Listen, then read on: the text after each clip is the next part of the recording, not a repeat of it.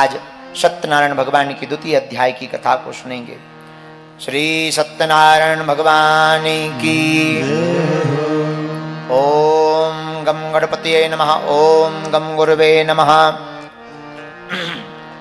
कल तक की कथा में जो हम आप सबने श्रवण किया था, नारद जी महाराज ने भगवान श्री हरि विष्णु से पूछा था कि हे प्रभु, कली काल में नाना योनियों में जन्मे मनुष्यों को दुख मिलेगा, नाना प्रकार के कष्ट मिलेंगे। कलयुग के लोग कम समय में आपके कौन से व्रत करने से पुण्य फल को प्राप्त करेंगे, मनोवांछित फल प्राप्त करेंगे? किस साधारण व्रत, कम समय के व्रत को करने से उनके नाना प्रकार के दुख संकट मिट जाएंगे, धन धान से परिपूर्ण हो जाएंगे। भगवान श्री हरि ने नारद जी को कहा था कि जो भी भक्त, जो भी साधक हमारी सत्यनारायण व्रत कथा को प्रेम पूर्वक भाव पूर्वक करेगा, उसकी सभी मनोकामनाएं पूर्ण होंगी, धन धान से संपन्न हो जाएगा, निर्धन धनवान बन जाएगा, संतानहीनों को संतान की प्राप्ति होगी, बंधन में पड़े हुए व्यक्ति बंधन से मुक्त हो जाएंगे। उसका विधि पूर्वक भगवान श्री हरि ने नारद जी को उपाय भी बतलाया था। अब द्वितीय अध्याय में श्री सूत उवाच, अब दूसरे अध्याय में वर्णन आता है जिन्होंने सत्यनारायण भगवान की कथा को किया उनको क्या क्या फल प्राप्त हुआ। कश्चित काशीपुरे रम्ये, काशीपुरी नगरी में एक ब्राह्मण रहता था। वह अत्यंत निर्धन ब्राह्मण था। भूख प्यास से व्याकुल होकर के वह ब्राह्मण नित्य पृथ्वी पर घूमा फिरा करता था।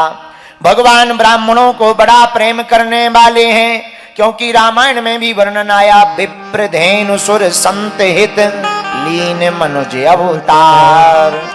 भगवान ब्राह्मणों से बड़ा प्रेम करते हैं। ब्राह्मण को, निर्धन ब्राह्मण को देख करके भगवान को दया आ गई। ब्राह्मण का काम क्या था? वह बूढ़ा ब्राह्मण, वृद्ध ब्राह्मण घर घर जाकर भिक्षा मांगता था और भिक्षा मांग करके ला करके अपने परिवार का, स्वयं का भरण पोषण करता था। एक दिन भगवान को दया लगी। भगवान ने उस ब्राह्मण के पास एक बूढ़े ब्राह्मण का रूप धारण करके कहा, हे विप्र, तुम नित्य दुखी हो करके पृथ्वी पर क्यों घूमते हो? हमसे कहो, क्या मन में इच्छा है? वह ब्राह्मण बोला, हे भगवान, हम भिक्षा के लिए पृथ्वी पर घूमते हैं, भिक्षा याचन करने के लिए पृथ्वी पर फिरते हैं। हे प्रभु, यदि दरिद्रता मिटाने का कोई उपाय आप जानते हो, कोई नियम जानते हो तो हमको बतला दो, हम उसको अवश्य करेंगे। भगवान ने इतना जैसे ही सुना, मुस्कुराते हुए बूढ़े रूप में ब्राह्मण उस ब्राह्मण से बोले, पंडित जी, तुम सत्यनारायण भगवान का व्रत व पूजन करो, जिस व्रत के करने से मनुष्य सब दुखों से छूट जाता है, जिस व्रत के विधान करने से निर्धन धनवान हो जाता है, ऐसे व्रत का मैं विधान बतला रहा हूं। हे ब्राह्मण देवता, अगर तुम इस व्रत को करोगे तो तुम्हारी निर्धनता दूर हो जाएगी। बूढ़ा ब्राह्मण, वह ब्राह्मण देवता हाथ जोड़कर कहने लगे, भगवान विधि बतलाइए। भगवान ने सत्यनारायण भगवान की विधि बतलाई, जो कल हमने आपको बतलाई थी। शाम के समय कथा को करना चाहिए, व्रत रखना चाहिए और बंधु बांधवों को बुलाकर साठी का चूर्ण ना हो तो गेहूं का चूर्ण, गेहूं के अभाव में साठी का चूर्ण, शक्कर, गुड़, केले का फल आदि सब सामग्री को रख करके बंधु बांधवों को बुलाकर, ब्राह्मणों को बुलाकर इस व्रत को करना चाहिए। ब्राह्मण देवता को उपाय बतलाया। भगवान उपाय बतलाकर अंतर ध्यान हो गए। उसके बाद जब अंतर ध्यान हुए तो वह ब्राह्मण अपने घर को गया। ब्राह्मण रात्रि काल में उसको नींद नहीं आई। हमको उपाय तो कह दिया कि व्रत को करो, व्रत को करने से निर्धन धनवान हो जाता है, पर हमारे घर पर तो फूटी चवन्नी नहीं है, फूटी कौड़ी नहीं है, हम कहां से इस व्रत को करेंगे? पर प्रातः काल उस ब्राह्मण ने उठकर संकल्प लिया। देखो संकल्प में कितना बल होता है। संकल्प लिया कि आज ग्राम में लकड़ी बेचने से जो भी धन मिलेगा, आज ब्राह्मण ने विचार किया, आज भिक्षा में हमें जो भी धन मिलेगा उस धन से हम सत्यनारायण भगवान की कथा को करवाएंगे। ऐसा मन में प्रण ले लिया ब्राह्मण देवता ने। प्रण लेकर के भिक्षा याचन के लिए गए, भिक्षा मांगने के लिए गए। भगवान की बड़ी कृपा हुई, उस दिन उनको 4 गुना भिक्षा में धन प्राप्त हुआ। ब्राह्मण देवता भगवान को धन्यवाद कहने लगे, जय हो प्रभु, आज ही हमने संकल्प लिया था, आज ही आपने हमारी सुन ली। खूब संपदा प्राप्त हुई। जैसे ही बहुत संपदा प्राप्त हुई, तुरंत ब्राह्मण देवता अपने घर को आए, बंधु बांधवों को बुलाया, ब्राह्मणों को बुलाया, भक्ति पूर्वक सभी सामग्री को एकत्रित करके सायंकाल के समय ब्राह्मण देवता ने सत्यनारायण भगवान का व्रत किया। भगवान से प्रार्थना की, हे प्रभु, अगर हम पर कृपा होगी तो हम हर महीने आपकी व्रत कथा सत्यनारायण की कथा को करवाएंगे, सत्यनारायण भगवान के व्रत को करेंगे। भगवान भक्ति भाव पूर्वक इस व्रत के करने से प्रसन्न हो गए और खूब आशीर्वाद भगवान ने दिया। वह ब्राह्मण उस व्रत के प्रभाव से सभी दुखों से छूट गया एवं खूब धनवान हो गया। ब्राह्मण बड़ा प्रसन्न हुआ। उस दिन के बाद वह ब्राह्मण प्रत्येक महीने सत्यनारायण भगवान के व्रत को करने लगा। ऐसे सत्यनारायण का व्रत जो करेगा वह पापों से छूटकर दुर्लभ मोक्ष को प्राप्त होगा। श्री सूत जी बोले, हे विप्रो, हे ऋषियों, इस व्रत को जो भी पृथ्वी पर करेगा वह मनुष्य सभी दुखों से छूट जाएगा, उसके समस्त दुख नष्ट हो जाएंगे। ऐसे श्री सूत जी ने अपनी वाणी से कहा। ऋषियों से कहते हुए कहा, सूत जी बोले, हे मुनियों, और सुनो, इस ब्राह्मण की देखा देखी करके और किसने सत्यनारायण भगवान के आशीर्वाद को पाया। एक दिन वही ब्राह्मण धन के और विस्तार के लिए सत्यनारायण की कथा कर रहा था, भावपूर्वक श्रद्धापूर्वक अपने भवन में। लेकिन उसी समय एक लकड़ी बेचने वाला लकड़हारा वहां से निकला।